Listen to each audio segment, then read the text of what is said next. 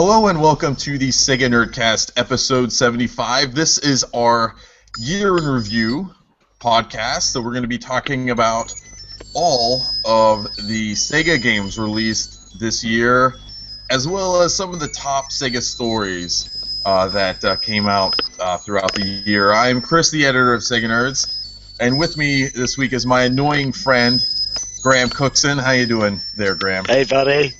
I found some Christmas socks from 2 years ago.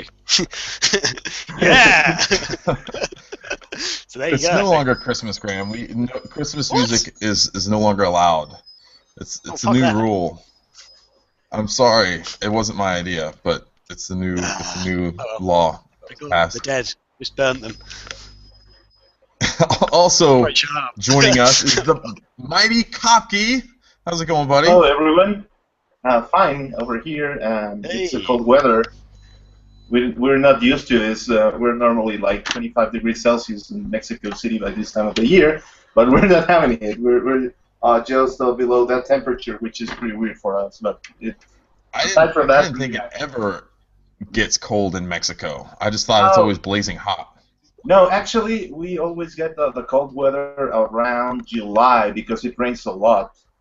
But aside from that, we always get like nice weather here. So how do you guys celebrate 4th of July if it's cold outside and raining? We don't do because that's an American date. No one celebrates that. That's not very patriotic. The whole world should celebrate 4th of July, damn it. We're America. Nice. Anyway, before we kick off the show, we want to go in and discuss some of our Christmas presents that we got, because we got some video game related Christmas presents that we kind of want to show off. Graham, before we start, I want to ask: have you got? I sent you a Christmas present. Have you got it yet? No. Well, my parents haven't told me. But basically, it's sent to my parents' house because that's the easiest address to send it to, and they haven't contacted me yet. But, I have a feeling that they took it and are using it themselves. Oh God, man. Okay, don't tell me what it is though. I still want to find out at the appropriate time. So yeah, keep it a secret. Keep zip, please. And I'm super excited when it comes.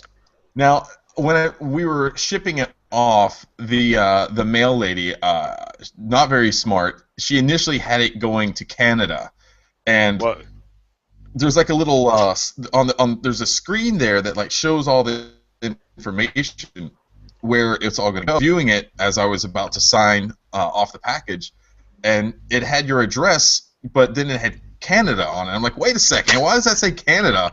I was like, this is going to the UK. And she's like, oh, I'm sorry.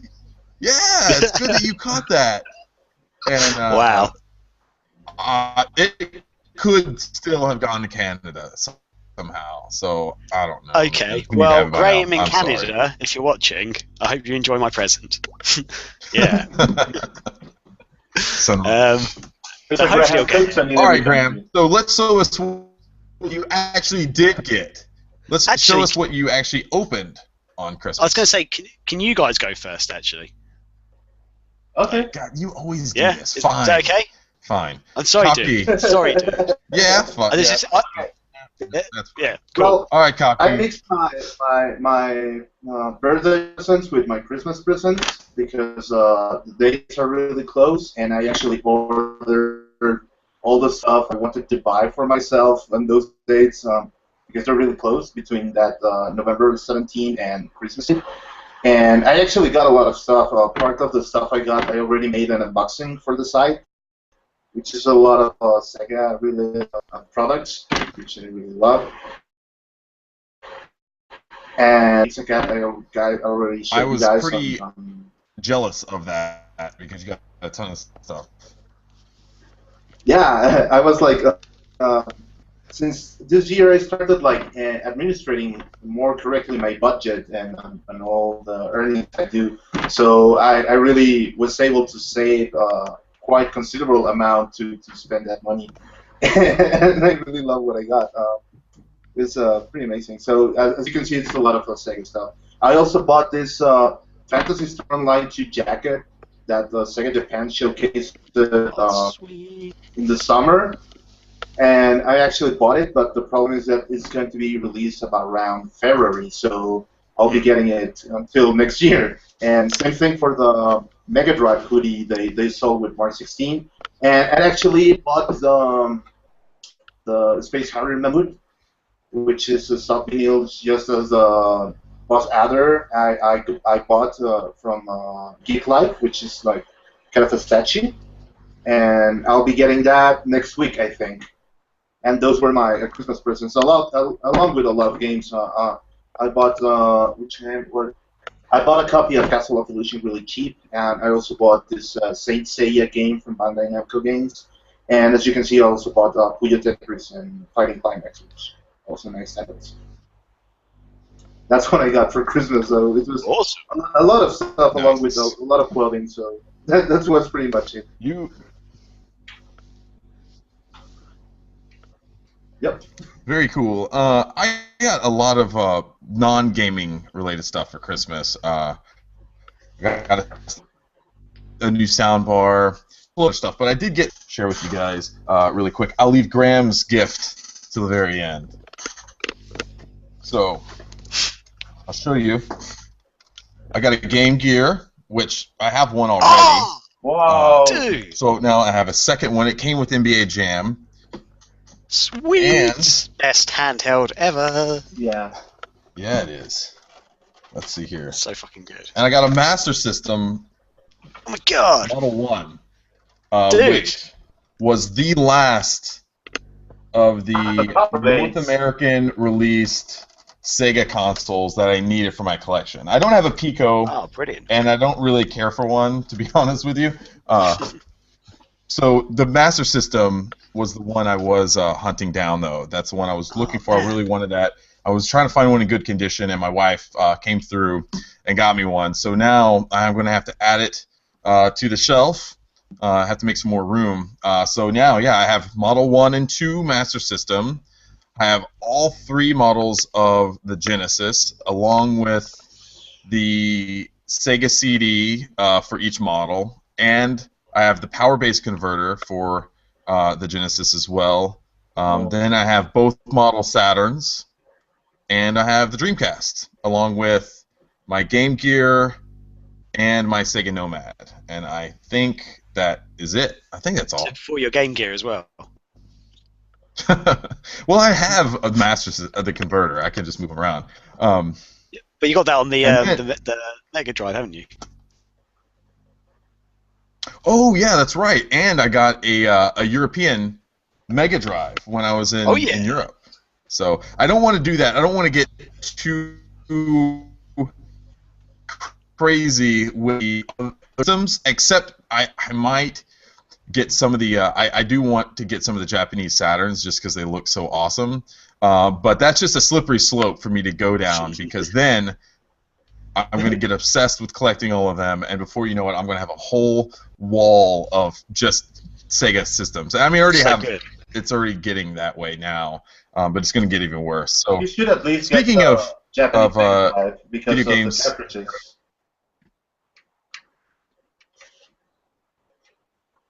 Yeah. Don't stop it, Kopke. I don't want. I can't. Don't do that. Don't do that to me. So here's what Graham got me, which is really awesome. He got me Shenmue 2 on the Dreamcast.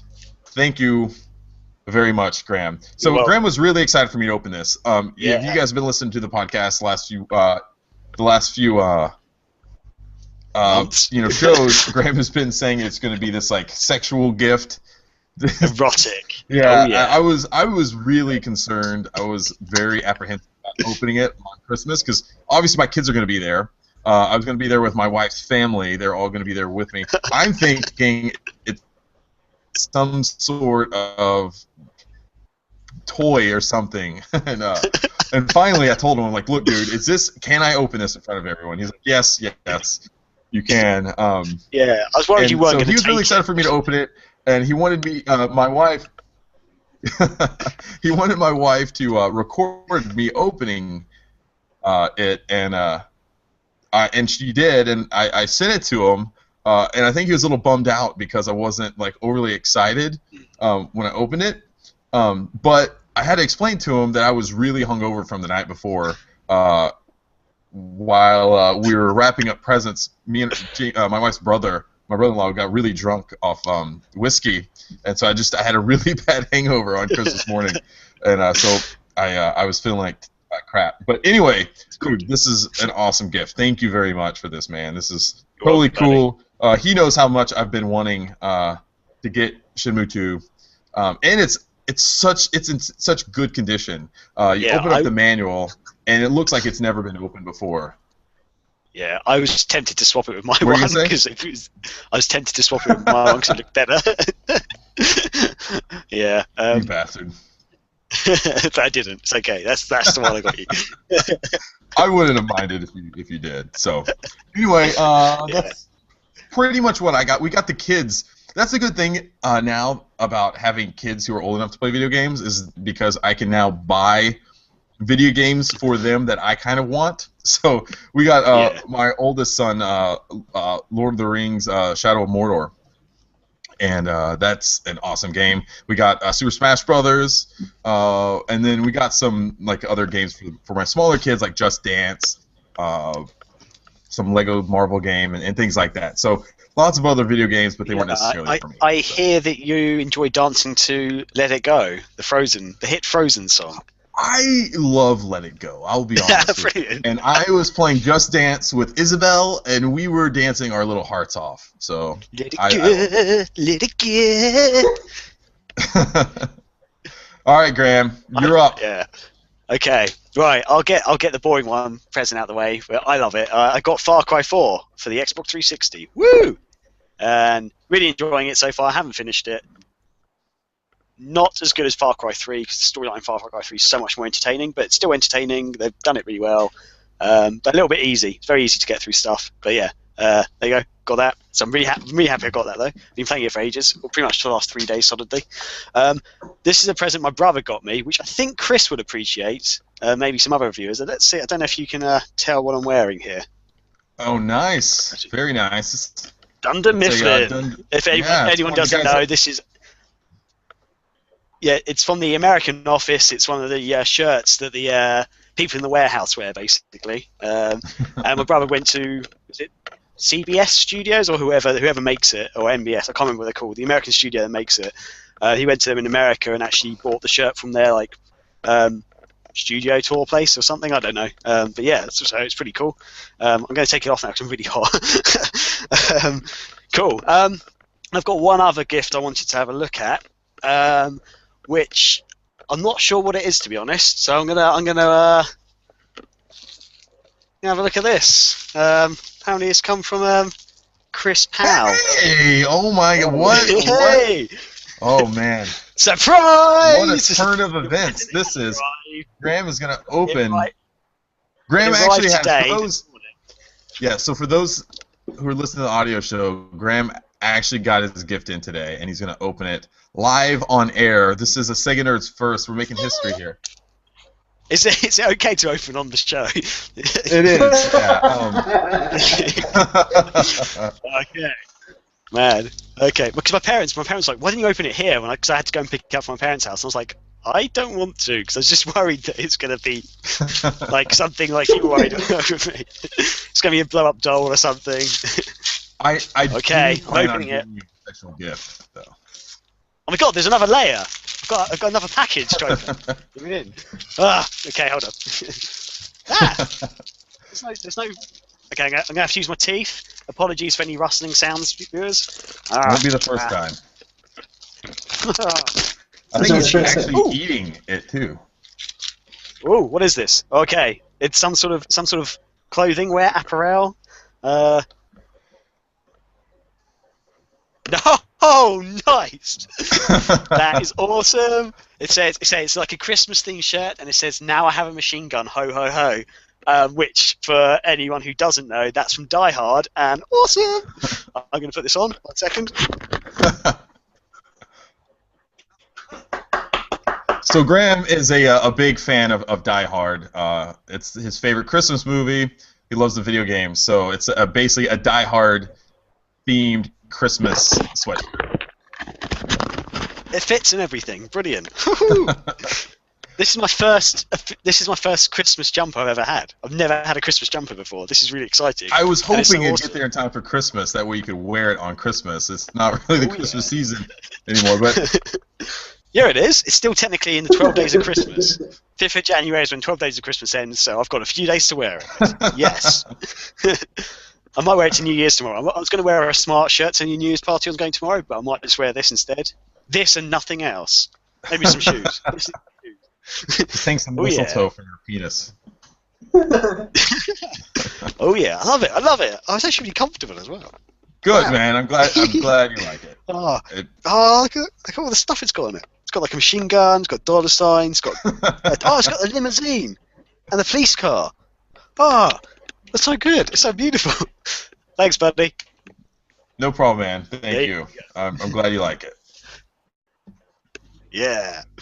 So, all right. should we do some stuff, or should we just go home? I'm done. I'm done for the year. See you later, guys. We got what we came for. Let's see. Okay. I'm lost without looking at the outline. Oh, top Sega stories of the year. Graham was upset with me for calling it the top Sega stories of the year. He wanted me to call. What do you want me to call it, Graham? The biggest or something. That's what it was.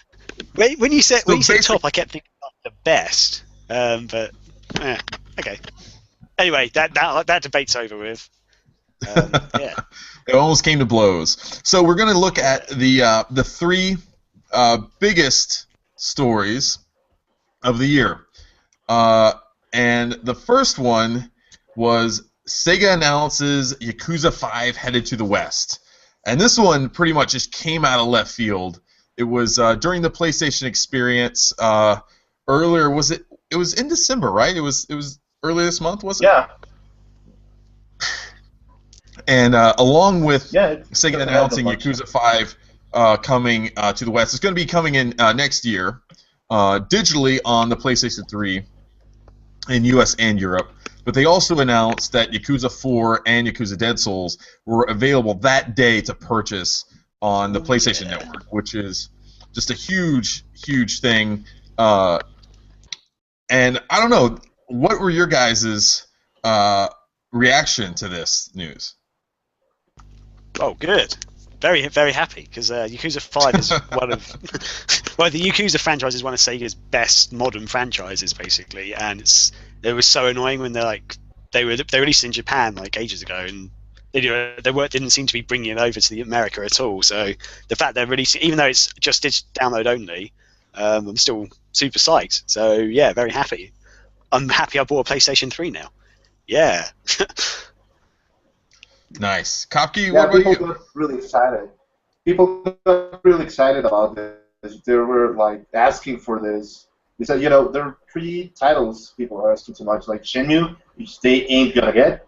Phantasy Star Online 2, which by this time it's kind of a joke. And they finally got Yakuza, which is really, really nice for them.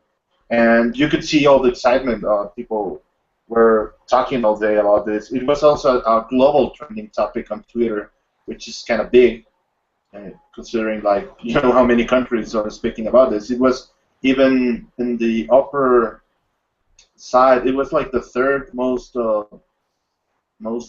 trending topic on Twitter that day. So it was even bigger than the PS4 experience. So it was pretty huge for Sega to finally announce it. The sad news is they ain't getting a physical release, but it's pretty good that it's digital only. Yeah, I'm fine with getting it digital. I think Sega wants to minimize the cost associated with it. Right, and I think Sony probably has a lot to do with this as well. So I wouldn't be surprised if Sony's assisting Sega in getting this ported over, maybe just from a monetary standpoint, giving them some money, saying, "Hey, we want this game over here." That's something I wanted to add in, the fact that it does seem to be very much Sony has actually got a big hand in bringing this across. So a massive thank you to Sony, because it wasn't part of their campaign on Twitter. Or something. Building the list. That's the one, yeah. So yeah, it seems Sony did have a they were very instrumental in actually getting this done. So without Sony, we probably wouldn't even have it over here. Thank you, Sony. It's some Christmas So this has kind of come around, and now Sony is Sega's best friend now, right? I mean, look at how it's all transpired. Because at one point in time, we hated Sony. Fuck Sony. That's what we said. You know, they were the ones that pretty much lied and brought down the Dreamcast with the PlayStation 2 hype. The shitty PlayStation 2. Yeah. God damn you. Damn you. I forgot all about that. They're bringing out memories. I don't like them anymore. Fuck this game. Now you're mad again. I don't care if Street Fighter is coming over now. Yeah, thanks, Chris, for bringing back the anger. I'm sorry, guys. God damn it. I'm going to burn my freaking PlayStation controller. Sorry. The next story that was... this is why Graham couldn't understand why, because this technically, I guess, wasn't necessarily a good thing in some people's eyes, a lot of people's eyes, was the Sonic Boom redesign. Obviously, for those listening, you probably remember when Sega unveiled the new characters in Sonic Boom. They had the weird bandage wraps around their hands, their feet, elbows, and nipples. And then Knuckles was big and muscular. Sonic and the rest of the team, I think, looked somewhat similar. Not a huge difference, I don't think. But some people didn't like Knuckles being this like brawny, muscular guy, whereas traditionally he looked a lot like the rest of the characters. He's just really strong. Now he's big and kind of imposing. You can see that he's strong just by looking at him, whereas before you didn't really know what, I guess skills or attributes he had. So yeah, the internet freaked out like they always do when a new Sonic game is announced and kind of unveiled. A lot of people were upset with it. Some people created campaigns against the design. But what were your guys' reactions when you saw this?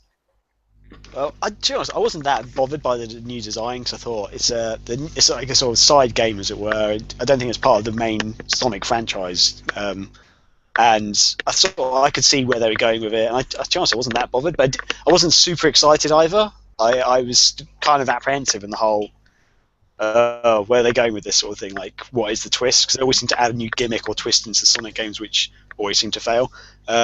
So that's the only thing I was worried about. I want all the like. I like what you said though. Like each Sonic game, there's always like a twist or a gimmick.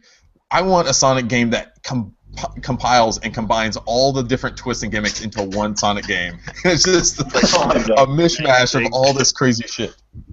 I would love that. Yeah, like a werehog with bandages wrapped all around him. He's like looks like a mummy werehog. And he's holding a sword and like has a nice costume on. Sword. And has like that burning arrow in his heart, like from Sonic and the Lost Rings, or Sonic and Secret Rings, whatever. Sorry. A were sword also. It has hair on it. A were sword. Oh my god, that'd be amazing. You're onto something here. This could work. Why, Sega? Come on, get with the program. A big, long, thick, veiny, hairy sword. That's what I want. You're a bad man. I don't know. Like I saw it. I like kind of like you, Graham. I didn't have like a huge reaction. I was willing to sit back and kind of wait to see. I like Knuckles. I really do. I like his new personality that he's taken on in the Sonic Boom cartoon. I think he's funny. He's kind of dopey. Doesn't really, he's easily confused and everything. I think he's funny. I enjoy his character. And the whole bandage thing, I'm still kind of at a loss for. They don't really seem to serve a purpose other than just being a thing that they just did to kind of change it. Sega did say around the time that there was a reason behind it. Is there's part of what they were doing in the cartoon and what they're doing in the game or something that sort of lent to that being and the environment they're in. But looking at the game and the cartoon, especially the cartoon, I don't see why they need the bandages. It's really odd. So maybe at some point one of the characters gets like stabbed by a weresword, and they need to use the bandages to stop the blood and the bleeding. Yeah. We'll see what happens. Fantastic. Next up is the Sega PC Ports campaign. and Valkyria Chronicles being announced to be ported to the PC. So we still don't know. I mean, I don't know if Sega's necessarily come out and said the Sega PC port campaign has caused us to, port Valkyria Chronicles to the PC, but I think it did have an impact. And so we want to just kind of talk about that a little bit. I mean, Valkyria Chronicles is certainly one of the games that Sega PC Ports campaign was pining for. They wanted that game to come to the PC. And one of the interesting things about this whole story that I found really neat is this is been one of the first times in recent memory that I can think of, at least, that Sega has listened to a fan campaign that they wanted a game. They came out and said, okay, you want this game, we're going to give it to you. And then it actually was a huge success. I mean, it was at the top of the Steam sales and popularity charts for several weeks when it was released. And it was, I don't know, it was a huge success. And even Sega came out later on and said, hey, we weren't even, we didn't think this game was going to sell that well. We're surprised by the success, but we're happy with it. I think they're going to keep doing this, and I think the Sega PC Ports campaign is a big reason for that. I applaud them for the work. They've been very hard at trying to spread the word and trying to get more of these classic Sega games. Not even classic. I mean, they're released last generation, but they're just very, very good games. But they're kind of stuck on older platforms now, and I think they could do a lot better on the PC. So yeah, totally. And if you haven't played it, it's a great port. It's literally the same as the PlayStation 3 version, except you can now use keyboard and mouse, and also you can use Xbox 360 controllers or any other controller you happen to have. It whatever you prefer. It's really good. It's literally the same as the PlayStation 3 version, and it still looks beautiful. That's one of the things about the game. It looks so good, plays really well, and it's kind of unique almost. Like I actually can't think of another game that's like the same as this, really, especially the combat and stuff within it. And it's well worth buying and playing. Great game. I can't emphasize enough how much fun it is. Yeah. Nice. Kopke, do you think Sega is going to continue with this porting some of their older PC games or older console games to the PC? Let's hope so, because the most positive thing that the Sega PC Ports campaign was asking for is that they were telling Sega, like, look, PC is your main platform now, and this is giving you money, and if you do this, it will give you more money. So they proved they were right in this way. Like they were asking for something, and they were giving a lot of good reasons to do so. And Sega has to notice that. Let's hope they keep noticing that, because it really gives them money.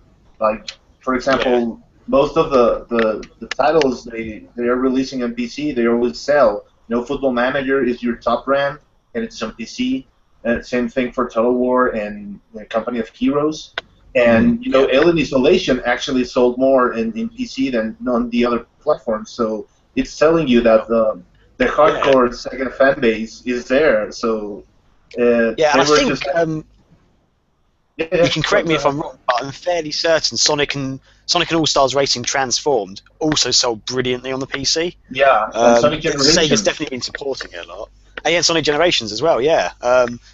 They seem to have sold really well. So you're right. It's not just because Total War and Football Manager are very much PC games, if you get what I mean. Like, you can only really have them on the PC. They've tried Football Manager on the consoles. It didn't really work because it's a bit awkward. But like the Sonic games, for example, and Valkyria Chronicles as well, would be more like most people would think of them as console games. But the fact that it's emphasizing what you're saying, Kopke, that even these games are doing really well on the PC, and the PC is pretty much Sega's main platform at the moment, and nobody seems to realize it. So it's really good that this is doing so well, because hopefully we get to see more great games coming to the PC that maybe people haven't had a chance to play yet. I disagree with you guys that the PC is Sega's main platform. I think Sega's main platform now is mobile.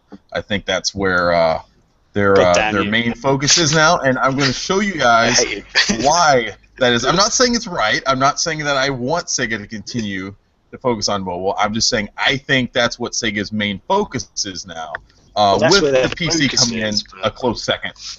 Right. So We're going to now transition to looking back. I'm going to discuss that part because the thing is that PC gives them more profit than the mobile game because they are cheaper and they don't make enough money from that platform. So I think PC is the main platform because of that.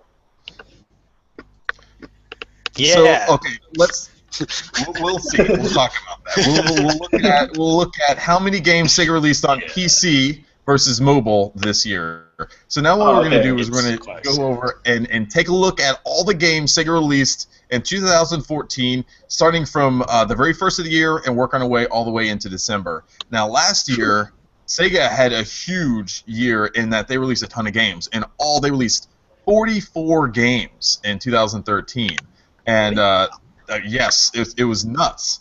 It was crazy how many games they released. A lot of those games were kind of retro games that they released on the 3DS, though. I mean, because you had games like Sonic Drift, Sonic Labyrinth. You had those style of games, Columns, Tales of Adventure, and stuff like that. So you had a lot of retro games mixed in there, but there were a lot of other mobile games, console games, PC games were in there.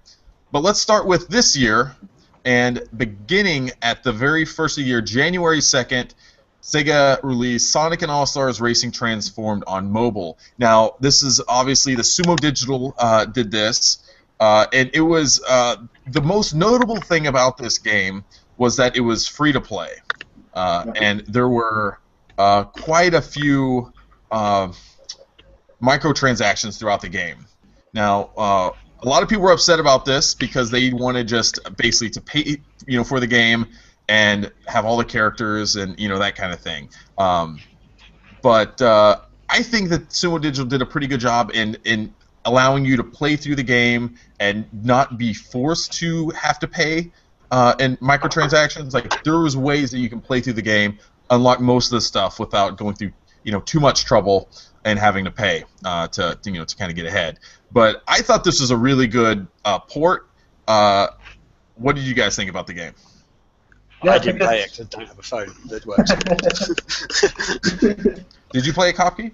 Yeah, I played it, and I actually liked the port. And as Chris already pointed, the microtransaction thing it isn't an issue for that game. So I think those comments that people were saying about it are unbased. Mm-hmm. So I think it was a good game. And actually, all the franchise is really good, and Sumo really does an outstanding work on their releases for Sega. So I think it was a good game for mobile. It was. Yeah, I really liked some of the controls the control schemes that they used in the game, and the graphics looked amazing. It looked really good on my iPad. I also played it on Android when they ported it over to Android. I think it was a few months later. And that also was a pretty decent port, but I used my Nexus 7 with that, and it was a little sluggish. The frame rate dropped quite a bit, and wasn't nearly as smooth as when you played it on the iPad. But it was still a good game, and did enjoy it. Now, about a week later, Sega released Rhythm Thief and the Paris Caper also on mobile. I did not play this game. Did any of you guys play it? No, because it wasn't on Windows Phone, so sorry guys. Are you familiar with Rhythm Thief before? Did you guys play any of the other Rhythm Thief games? I know of it. I know it's a thing, but I haven't played it. Yeah, I played the 3DS version, and I loved it. I really love the music, the soundtrack, and the gameplay. It's actually one of the few rhythm games I'm able to accomplish. Because, Space Channel 5 was really hard for me in its time, but this one's pretty much easier to handle with. I heard you were pretty good with the Res Trans vibrator also. Oh, yeah. No, it's just normal control. Okay, next up is on April 1st, Sega released Rappy Bird on web browsers. So this was kind of an April Fool's joke, playing on the Flappy Bird craze that started. That was nuts. I'm glad that's dead now. I didn't even bother playing it. I've never even played the Flappy Bird game.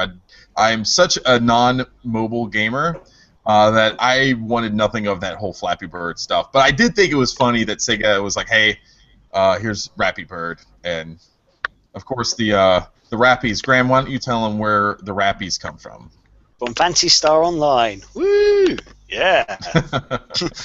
Great little guys.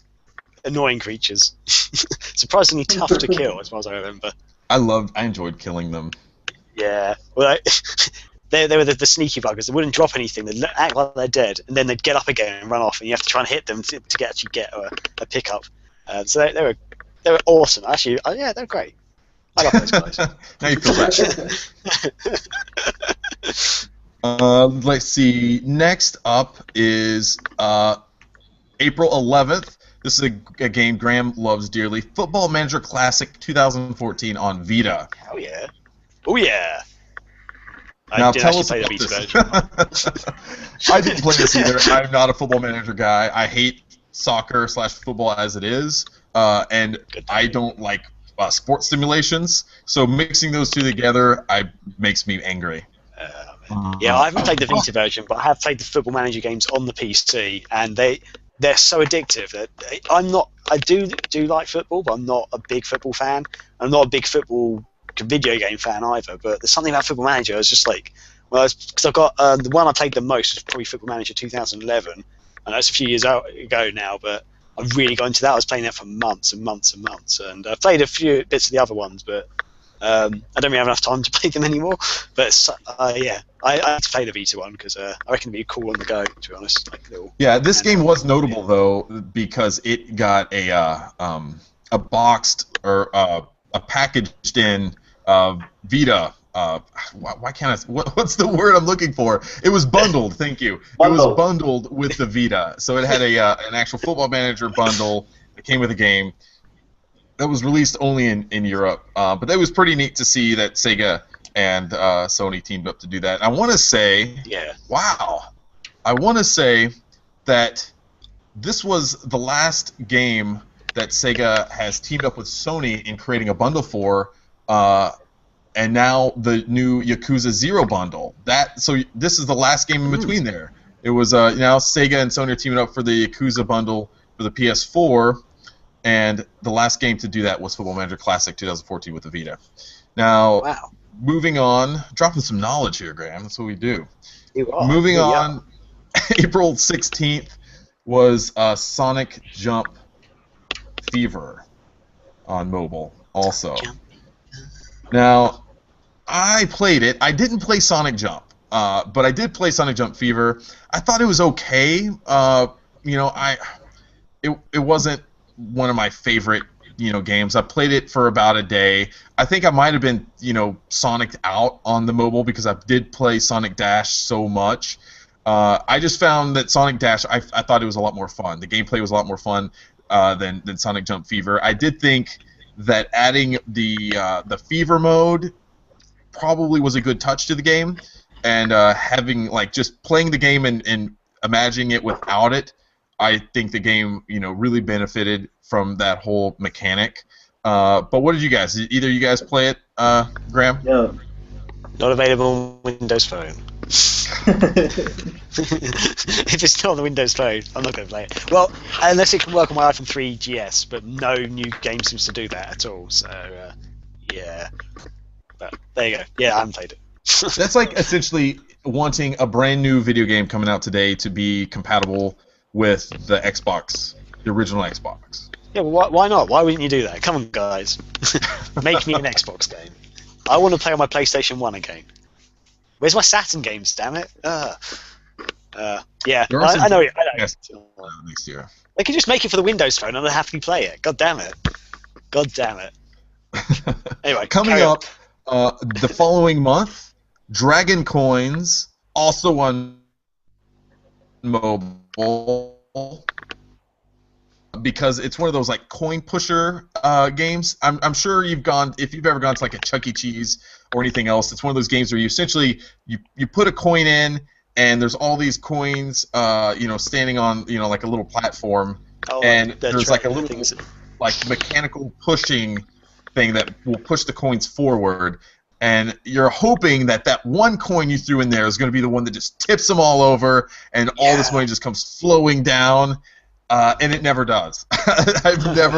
I've seen maybe like 1 or 2 fall in my life. I've won several times on those things, but they're always the 1p or 1 penny or 2 penny ones, so I get maybe 20p out of it, which is nothing. So it's like, but I've put like £1's worth of 2 pence pieces in. Come on, and it's like, but yeah, funny. so.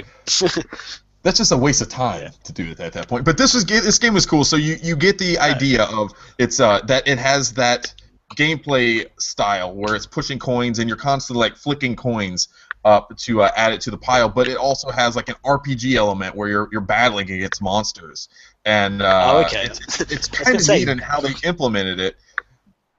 What were you gonna say, Graham? So so I was going to say, what is the point of the game? Because before you said the RPG thing, I was like, what? Like literally, you're just making coins drop and you don't get anything out of it. Because at least with the real thing, you get money out of it. But now I understand. You mentioned the RPG. Carry on. Sorry. Kopke, did you? I believe you play the game quite a bit too, right? Yeah. I actually played it. I used it as a casual game. And I actually liked it. I used to play it while I was in the line of the bank or stuff like that. But I got bored of it around a month because it was like just gathering things like Pokemon. And I actually liked the system and collecting all this stuff. But it wasn't kind of my type of game after a month. And I actually was very excited at the beginning, but it turned out to be very repetitive. Yeah, it was. It's also kind of strange because Yuji Naka released another coin pusher game back in 2011 called Power of Coin. That was a lot. It was pretty similar to this game. So it was just kind of strange that Sega recreated another coin pushing game and released it. So. Yeah, I didn't like you, Kopke. I played it for a little bit, and I promptly deleted it from my phone. So after that, about a week and a half later, on May 19th, Sega released Super Monkey Ball Bounce on mobile. Now, I also did not play this game. Either of you two play it. Graham, you probably did it. So. Not available on Windows Phone. Oh, God. That's a pattern here, Graham. I think it's time to put that thing out the pasture. Cop, did you play it?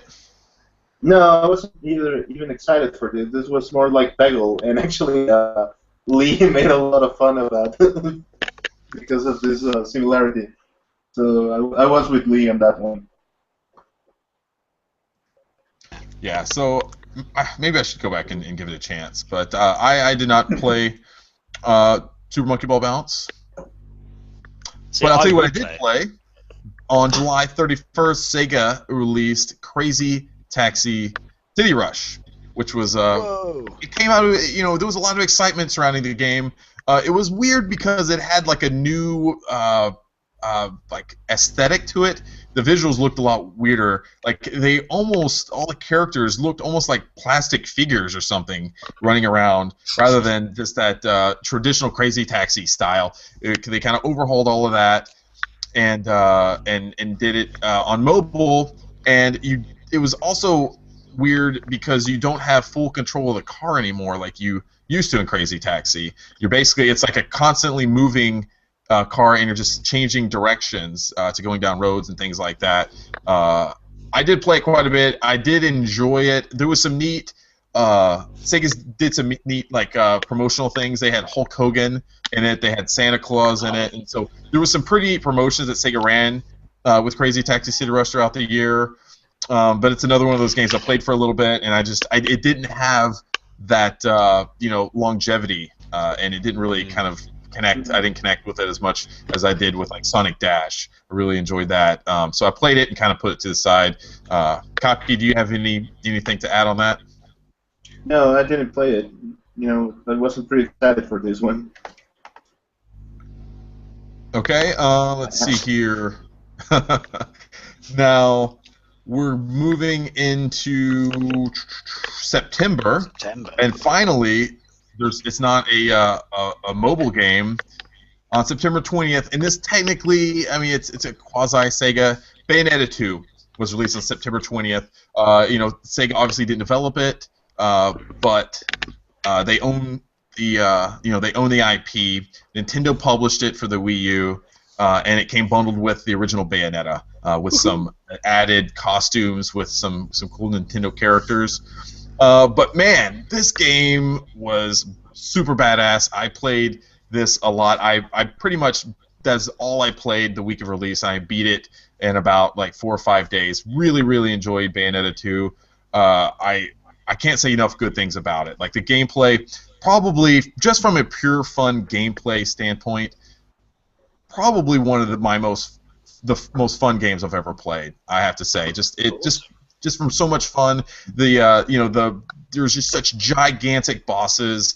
It's really, really, it's amazing what they did on the Wii U. You always hear how underpowered the Wii U is, and how much more powerful the PS4 and the Xbox One are. But when you play that game, you forget that there's any disparity. I don't even know if that's a word. I think I just made that up. But you forget that the Wii U is underpowered at all. It's just you get into the game and you're just wowed by all the different graphics and all the things that you see throughout the game. I love this series. I really, really hope that it comes back and there's a third game in it. I really do enjoy it. So, you guys have anything else to add on Bayonetta 2? No, I went to Wii U just to play this. Yeah, I actually went to a friend's house who has a Wii U to play this game too, and I actually was astonished by how good it is, and it's practically one of the best games of the year on Wii U, and it has a reason. It's really well done, and what I actually find funny is that most of the media really hyped this game and really gave it high scores, while they didn't support as much as they did with the first one.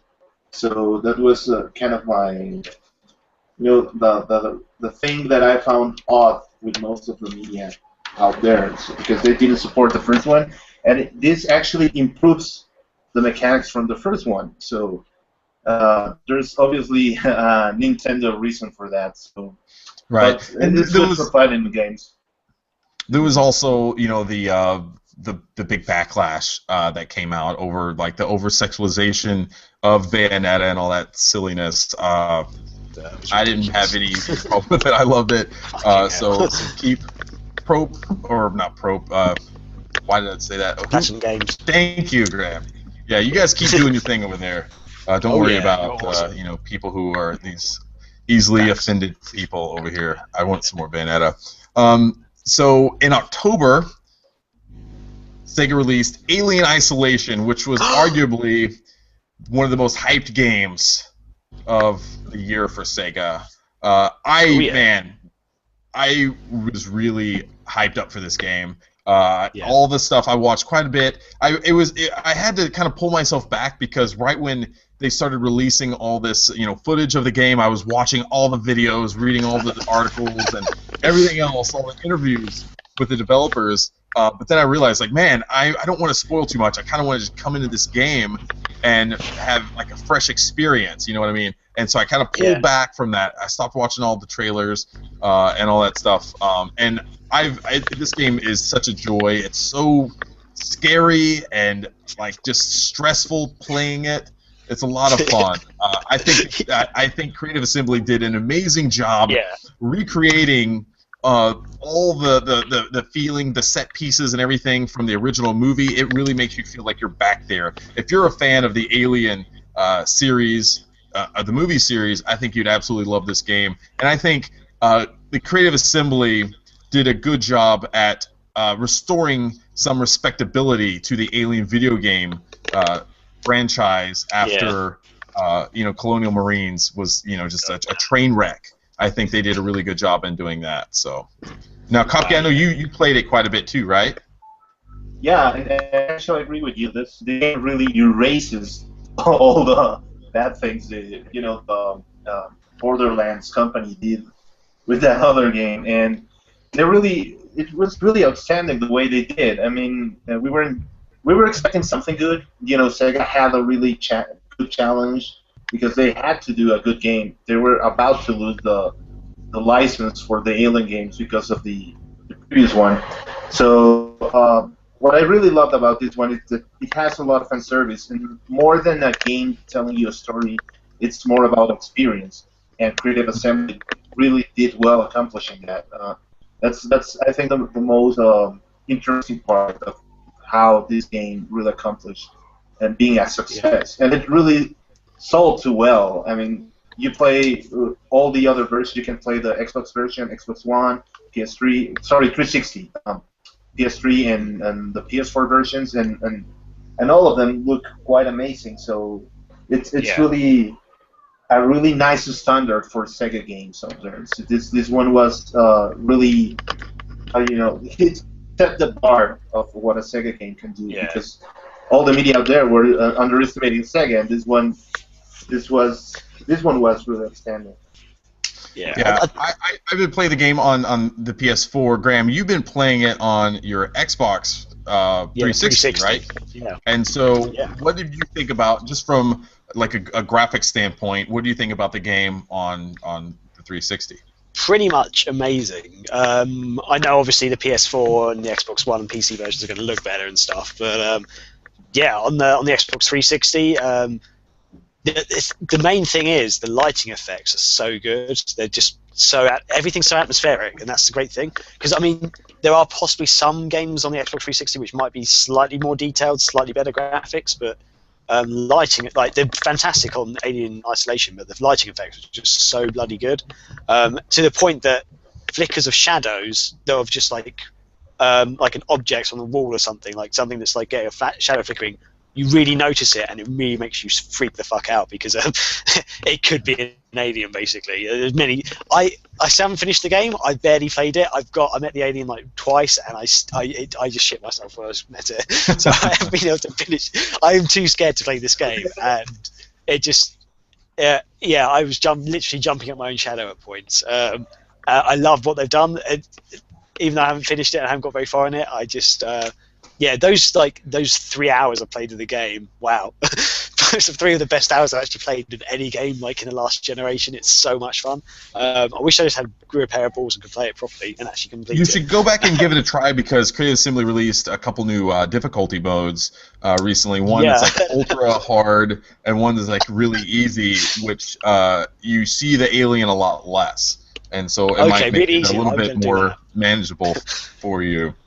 Yeah, I might have to do that. Even like confronting the humans though freaked me out, because there's one bit where the thing is, one of the first time you actually really faced it off against the humans, and they were surprisingly cunning.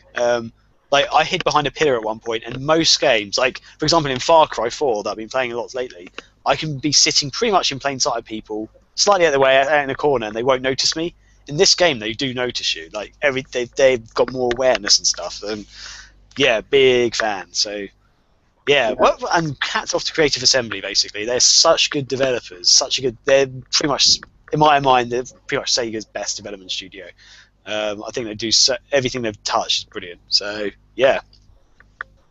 And it was interesting to see them, take a kind of a departure from what they usually do, which is Total War on PC. You know, it's a completely different game than they've made in the past, and they showed that they're a very competent studio, that they can do some new things. So I'm interested to see a new project from them and see what they can do with it. Yeah, they did if you remember, they did Viking Battle for Asgard as well, which in my mind is such a good third-person action adventure. It's like it had its flaws to it, but it was so much fun, and it was like one of the most impressive games I've played in a long time. Simply just the amount of the battles you have, and literally have got hundreds of people, and you're right in the middle fighting and stuff.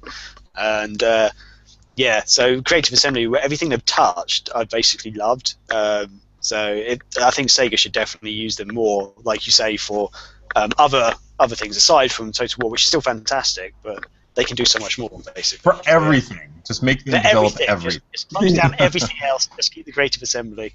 No, don't do that. Sports Interactive, they still need to make Football Manager. Anyway, Super Digital still need to make All-Stars Racing and stuff. Even though Cinema Digital is owned by Sega, I know this, but yeah. Anyway. Carry on. Sorry. All right, that was October 7th that Alien Isolation was released. On November 7th, Football Manager 2015 was released on PC and mobile. Yay. And it featured quite a few different improvements, or the other ones that I don't know about because I've never played. We've already established that we don't play Football Manager, so I'm sure people out there love the games. On November 11th, Valkyria Chronicles was released on PC, which we've discussed already, but that was a really amazing release. Also released on November 11th was Sonic Boom, Rise of Lyric, and Shattered Crystal. Now, I don't know where to start with that. Wow. I got both games. I played them both, and there's just not a lot good to say. Well, I guess we should start with Rise of Lyric on Wii U. Tons of issues. I mean, you've probably seen the videos on YouTube of all the different bugs and everything else. It's just not good. It doesn't try to be a Sonic game, which is fine because they're trying to do something new with it. But I think it fails at not trying to be a Sonic game. And there's also parts in it when they do try to be a Sonic game and feature some of the kind of iconic elements and stages that you've or other gameplay mechanics that you've played in the past, and I think it fails at doing that as well. So it fails at not being a Sonic game, and it fails at trying to be a Sonic game, which equals double fail in my book. So yeah. Either you guys play Rise of Lyric? I tried to buy the because I don't have a Wii U. I tried to buy the 3DS version 3 or 4 times, and I failed to buy it because no stores in England seem to sell it. It's the games in places seem to sell it. It was sold out, Graham. Oh, that was it. Of course. Damn it! they sold out so quickly, and I got pissed off again because they were having it like £7 cheaper on the website compared to in store, and they wouldn't price match for their store because I found one game shop that actually had it in stock, and I ended up buying Sonic Lost World for the 3DS in the end, which arguably is a better Sonic game, even though it's not a great Sonic game. Better Sonic game, so I'm happy with that. So thank you, Sonic Boom. You made me buy a different Sonic game. Kopke, your thoughts on Rise of Lyric? Well, besides the odd part, it has a lot of bugs. I think it has a good intention. I feel more of this game that it's more of an incomplete release, just as it happened with Sonic 06. That you got a game that has kind of a good idea, that it's proposing something new, but it feels rather unfinished. I think the developers had a lot of issues while doing this, experimenting with the Real Engine, and I think they have also tight schedules because they announced the Nintendo deal like pretty much really close to the date of the day they were releasing this. So I think this has more to do with Nintendo's what is it called? Last day for delivery, like their release markup they had. Sorry? I do remember there was an issue with, like you say, they were developments, because I think like 3 of the main people working on the game actually left, didn't they? Like the people in the development studio. I think they actually left like halfway through production or whatever. So I think there were issues suffering along the way, which obviously didn't help with the final output of the game. Well, the thing is, though, you got to keep in mind, though, that there might be very well. I mean, they might have wanted to delay the game because it needed some more time. But you're talking about, Sega had set release date for the cartoon, which they weren't going to move back. So you can think of this as a licensed game in that it has to come out when that cartoon or movie was to come out. It has to come out at that same time. Licensed games, they have to up on the release and the hype of whatever they're attached to, whatever movie or TV show they're attached to. So they have to release at that certain time frame, which is the exact same for Sonic Boom, the game. because it's was releasing alongside a little bit earlier than the cartoon. So.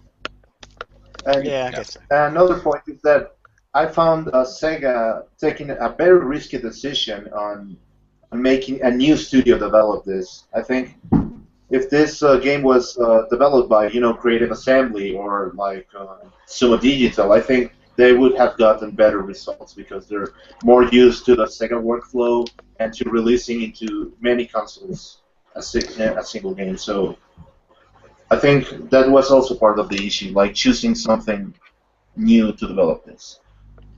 Yeah. Well, I mean, they got the guy, I forget his name, who was kind of leading Big Red Button, who came from like the Jak and Daxter series and Ratchet and Clank. So he should have been familiar with creating games like this. It did seem like what they wanted to do was right up the alley of that whole Ratchet and Clank style of stuff. It just failed to capture the quality of the Ratchet and Clank or Jak and Daxter series. Now, Shattered Crystal was also released with the Rise of Lyric on Wii U, but this was on the 3DS. I thought this game was the better game of the two. I thought it felt more like a Sonic game. I liked some of the, I enjoyed some of the strategy that went in to switching characters like on the fly, like say you're jumping and you have to quickly switch between one character, use their ability, and then switch back to the other character. I kind of like some of that stuff. I didn't think this was necessarily a bad game. I just think it's a so-so game, whereas Rise of Lyric is a bad game. Okay. I didn't like some of the things that it forced you to do, though. Like you basically have to get a certain amount of, like you have to collect a certain amount of like crystals, like crystal shards to move through other levels and kind of progress throughout the game. I wish that once you just kind of beat a stage, you can move on. You don't have to go back and replay stages, searching for little bits of things before you can move on. That got really repetitive and just frustrating. And so from that standpoint, I was kind of upset with the game. But just from a gameplay standpoint, I thought the game was somewhat I thought it was pretty good from that standpoint. See, I did actually play the demo of the 3DS version, and I was not happy with it at all. How does that reflect on the actual final game then? Like the levels and stuff they had in the demo, like are they quite similar or? Yeah, I mean, pretty much. Yeah. What you played there is kind of what you're gonna get. So if you didn't enjoy the demo, probably not gonna enjoy the full game. No. So. Oh well. Moving on. So I think the 3DS version is a better one. Yeah, Kopke sneakily added Fighting Climax in here when it was not released in North America. Oh, Kopke! You sneaky Kopke. So what do you want to tell us about Fighting Climax, Kopke? We know you want to talk about it. That it is one of the best releases of this year. Like I didn't have much fun game like this in a long time. I really enjoyed it. The most important part of this game is it's actually fun.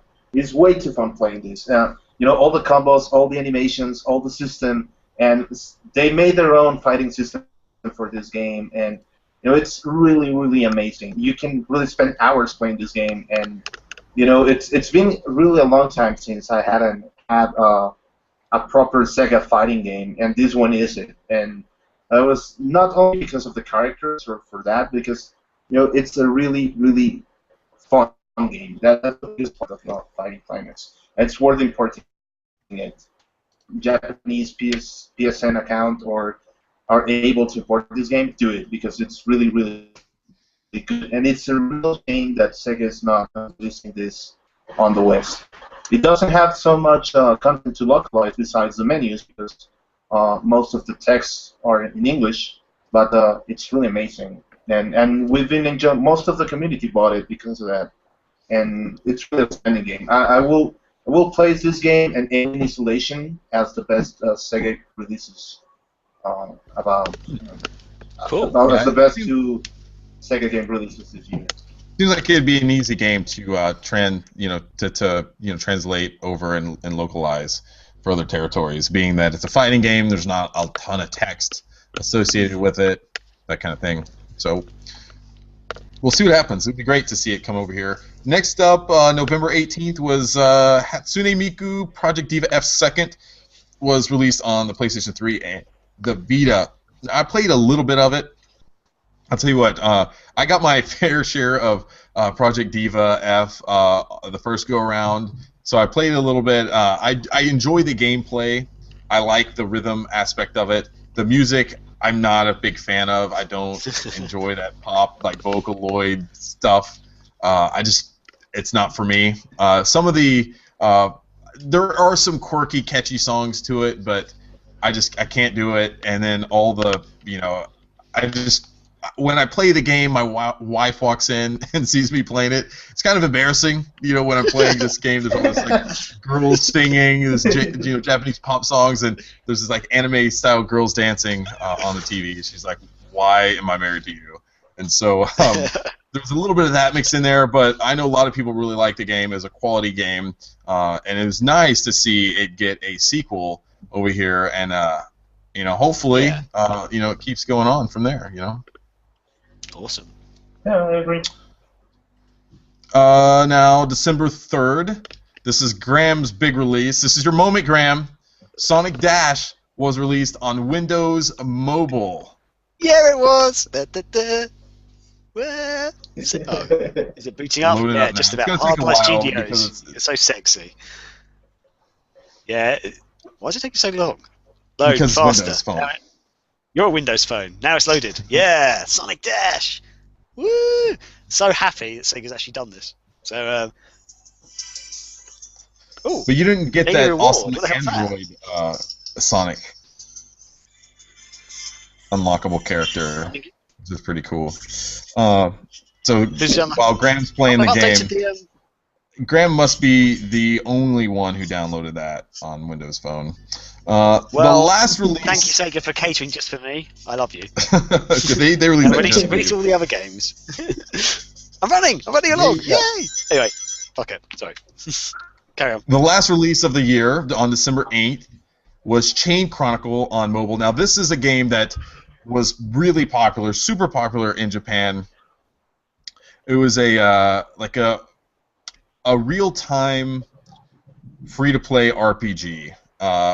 And it's really neat. I do have a lot of fun with the game. I've been playing quite a bit. It's free to play, like I said, so you're not going to be investing a ton of money into it initially, but there are microtransactions, of course. I haven't spent a penny on the game yet, and I've been playing it quite a bit. I really enjoy it. I'm hoping, though, that they bring over some of the cool characters. Like, I think they have some Shining characters in it in Japan, and even some of the Sega hardcore characters too, right, Kopke? Yeah, but we don't. And that's sad. But we don't have it, right? Yeah, so we should mention that we do not have them here. Hopefully, they'll bring some characters over and release them over here, because that would be a lot of fun. But yeah, I think Chain Chronicles is a really good game.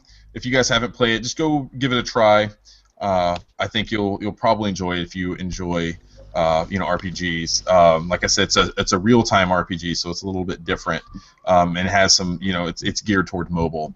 So, like I said before we got started with this section, that I think Sega's biggest focus is mobile.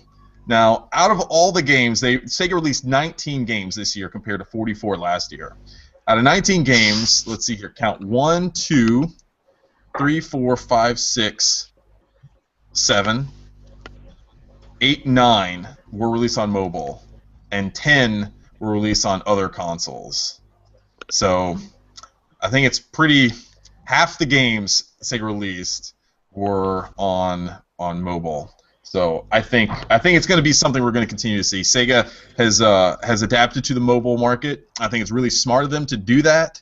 And I think it's paying off. I think Sonic Dash last year was a big success for Sega. I don't know if they got a title out on the market that kind of met that same level of success that Sonic Dash did last year, this year. But I think Chain Chronicle has the potential to be that game moving forward. Yes. It was released late in the year, so we'll see how it does, leading into next year. Of course, it's the same fiscal year. So if you're talking fiscal year 14, it could still put up quite a lot of money and numbers for Sega for this fiscal year. So we'll see what happens. Now, Kopke wanted to go and look at some of the other stuff really quickly that Sega put out throughout the year that wasn't just video game related. They released like anime and other things like that. So Kopke, why don't you quickly kind of talk about some of the stuff that Sega released throughout the year? Yeah, it's Sega's moving towards new markets, which is anime and merchandising, and that's pretty interesting because years before this they didn't do that. Besides Sonic merchandise, you don't see very often like Space Harrier stuff or merchandise out there, and it's really neat that they're finally exploring more their IPs. I think this is a smart move, and also the cartoon and anime thing. It's a nice step they're taking, and really smart of them because they're making people getting into their games because of these anime or cartoons. Sonic Boom was a really good strategy. Sadly, the game wasn't very well doing to really support this cartoon. But Sega Hot Girls was a really nice and outstanding release for them because it really made people get more into Sega and more into Sega awareness. A lot of people here started playing Chain Chronicle because they saw the episode on Sega Hot Girls. We got a lot of comments regarding that, and well, besides Chain Chronicle being popular, the people have been asking for this game around 3 years. And the other thing, Chain Chronicle is really that huge in Japan that they even got a movie, and there was like 3 animated movies in September, around September. And then finally this year they announced an anime series. So it means that Sega is making profit from that, like balancing games and cartoons and making more people get into it and exploiting them more because they're releasing merchandise and products regarding these IPs. So it's really interesting how they're doing. The only case that didn't go that well was Hero Bank because the cartoon was a little bit successful, but the game was not. So, Sonic Boom and Hero Bank were the cases where this didn't work properly. But in case of Sega Hot Girls and Chain Chronicle, it was really way outstanding. Many of us Western people really got more into Sega and Sega awareness because of this cartoon. Sega Hot Girls really hit it hard on the community, especially with that ending. Well, don't no spoilers because I haven't gotten there yet. No.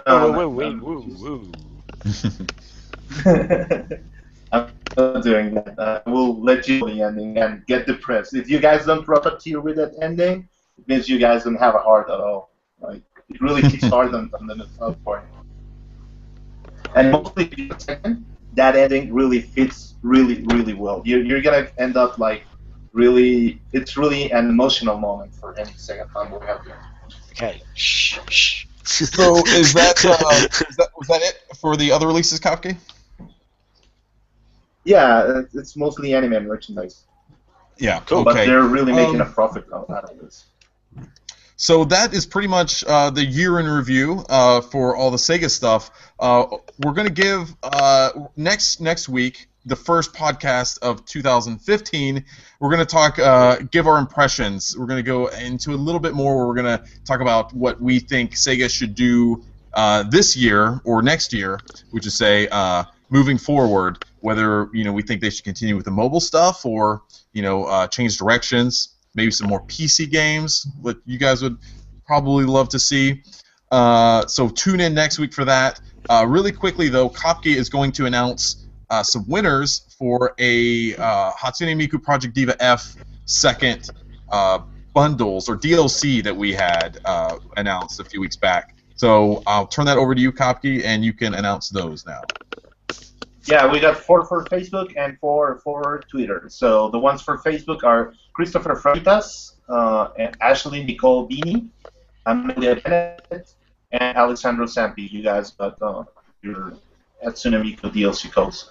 We got 2 for Europe and 2 for America. So Twitter, we got @AmpCosan and Saito185, and I don't know how to pronounce it, but it's a double V. Y are the Arden and Mellow 09213. those are the winners for Facebook and Twitter. We'll tweet that out and send messages on Facebook and everything. That way you guys can figure that out. And we'll also put it in the show notes as well. But congratulations to the winners, and we will have some more giveaways, I'm sure, in the future. So if you didn't win today, don't give up hope, because we'll have a lot more coming up. So, all right, guys, I think this is going to cap things off for the last Sega Nerdcast of 2014. It's crazy, man. Quite emotional. This is the 75th episode. We've really hit it hard with the Nerdcast since we got back. It's really neat to see how many kind of turned out. I think how many did we do before? Was it 13 in like 4 or 5 years? I think we stopped around 13 or 14. We're already at 75. That's nuts. It's pretty crazy. So great. Well, guys, I hope you have a happy New Year, Graham. I want some pictures of you at your work holiday party wearing that snazzy jumper that you got in the mail today. My work party, the one that happened like 2 weeks ago. You just said you're going to wear it to something. Oh, no, to a New Year's Eve party. Yeah. Oh, okay, so there you go. It's very different. Work party, New Year's Eve party. Come on, man. Come on. Is it not? Why couldn't it be a New Year's Eve party at work? Because no. That's going to do it for this show. Everyone out there, hopefully you have a very happy New Year, and we bid you a fond farewell for 2014. Happy New Year, guys. Take it easy. Happy New Year, all.